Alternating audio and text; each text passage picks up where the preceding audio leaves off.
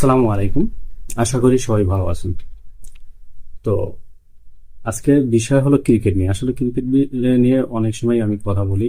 ওরকম আমি ক্রিকেট বুঝি না, কিন্তু একজন ক্রিকেট লাভার হিসাবে, ক্রিকেটের ফ্যান হিসাবে তো ক্রিকেট নিয়ে কিছু কথা বলার চেষ্টা করি। কেমন হয় জানি না, কিন্তু যেরকমই হয় খিচুড়ি করে কথা বলার চেষ্টা করি।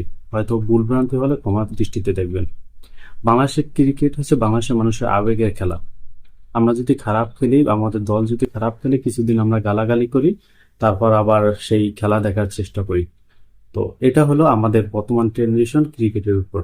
তো আজকের বিষয় ওটা না, আজকের বিষয় হলো এই ক্রিকেটের মানে বাংলাদেশ ক্রিকেট বোর্ডের পরিচালনা, অর্থাৎ ক্রিকেট বোর্ডের সভাপতি যে চেয়ারটা, ওই চেয়ারটা যেই লোকই বয় সে কিনা সোনার হরিণ হয়ে যায়। তো আমাদের অনেক প্রায় 12 বছর ধরে আমাদের সাবেক যে বোর্ড পরিচালক, যে সভাপতি পাপন সাহেব, তিনি বসতেন।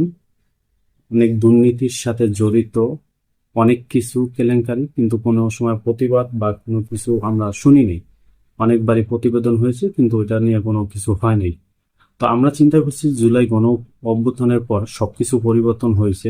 আমরা যে এটা বুঝছি যে বাংলাদেশ ক্রিকেট বোর্ডটা অনেকটা পরিবর্তন হবে, যে খেলার মান সম্পূর্ণ, খেলার নিয়ে কোনো খারাপ মন্তব্য করতে পারবো না।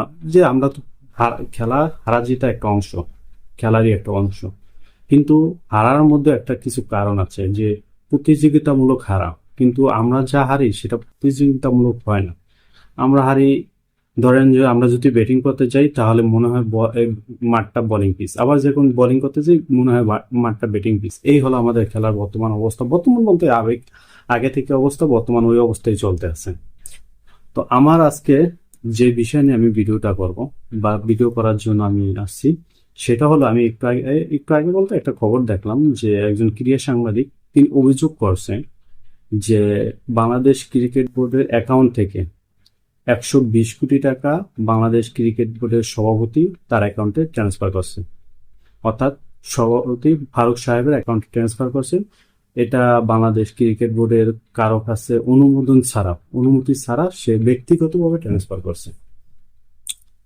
তো ফারুক সাহেবের আমরা মোটামুটি ভালো বুঝতাম যে সে ক্রিকেটের সাথে অনেক আগে থেকে সংশ্লিষ্ট ছিল, বা তাকে স্বাধীনতা দেওয়া হয়নি বিধায় সে পরবর্তীতে ক্রিকেটের সাথে আর আসে নাই, বোর্ডের সাথে আসে নাই।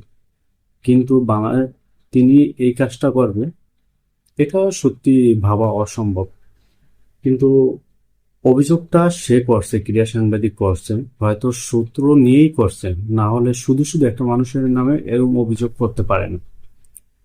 তো আমি ব্যক্তিগতভাবে মনে করি যে বাংলাদেশ ক্রিকেট বোর্ডে যারাই যায় তারা খেলা উন্নত করুক আর না করুক, যে দুর্নীতির সাথে কেমন জানি মিশে যেতে চায়। আমি ব্যক্তিগতভাবে কারো দোষ দিচ্ছি না, কিন্তু যদি এই নিউজটা সত্যি হয় তাহলে আপনি কি বলবেন? যে আমাদের দেশটা দুর্নীতির জন্য এত কিছু করছে, জুলাই অভ্যুত্থানের মধ্যে এত লোক শহীদ হয়েছে, এখনো কত লোক হাসপাতালে পঙ্গু, বিভিন্ন অসুস্থ মারা যাচ্ছে, কিন্তু আমাদের নিজেদের মধ্যে কোনো পরিবর্তন নেই। যে দুর্নীতির বিরুদ্ধে এত কিছু হয়ে গেছে, সেই দুর্নীতিরই বারবার কেন আমাদের দেশে আসবে? আবার সেটা হলো বাংলাদেশ মানুষের সবচেয়ে আবেগের জায়গা ক্রিকেট, সেই জায়গায়। তো কিছুদিন আগে বাংলাদেশ বনাম জিম্বাবুয়ে একটা টেস্ট ম্যাচ গেছে। জিম্বাবু লাস্ট কিছু ম্যাচ ধরে সে বিশ্বকাপও চান্স পাচ্ছে না। এরকম একটা দলের সাথে বাংলাদেশ টেস্ট হারছে, এটা কল্পনা করাও কি বলতে পারছি না, কল্পনা করা যায় এটা? আর সে সময় এই কাহিনী, এই নিউজগুলো, 120 কোটি টাকা। আমরা জানি বাংলাদেশ ক্রিকেট বোর্ড, অর্থাৎ বাংলাদেশের যত খেলা আছে সবচেয়ে ধনী বোর্ড হলো বাংলাদেশ ক্রিকেট বোর্ড। তো আমি ব্যক্তিগত এ মত আমার এটা, যে বাংলাদেশ ক্রিকেট বোর্ডের যে অংশ একটা সাধারণ মানুষের দেওয়া উচিত। যেমন কোনো সিদ্ধান্ত নেওয়ার আগে সাধারণ মানুষের জন্য 1% বা 2% সিদ্ধান্ত দেওয়া উচিত, অর্থাৎ তারা 90% বা 98% সিদ্ধান্ত নিব, 2% সাধারণ মানুষের জন্য দেওয়া উচিত। আর এমন একজনকে বাংলাদেশ দায়িত্ব দেওয়া উচিত যার মাধ্যমে বাংলাদেশ ক্রিকেটটা নিরাপদ থাকে। আপনি দেখেন বাংলাদেশ ক্রিকেট যেই পরিমাণ সুযোগ সুবিধা পায়, যদি তার অর্ধেকের অর্ধেক যদি আফগানিস্তান সুযোগ সুবিধা পাতো, তাহলে আফগানিস্তান 2000 পরবর্তী নেক্সট বিশ্বকাপ জিততো। এটা আমার কথা। যে আফগানিস্তান 2023 বিশ্বকাপ না 22 বিশ্বকাপে কোনো আর্থিক সহযোগিতা ছাড়া তারা নিজেদের অর্থায়নে খেলছে।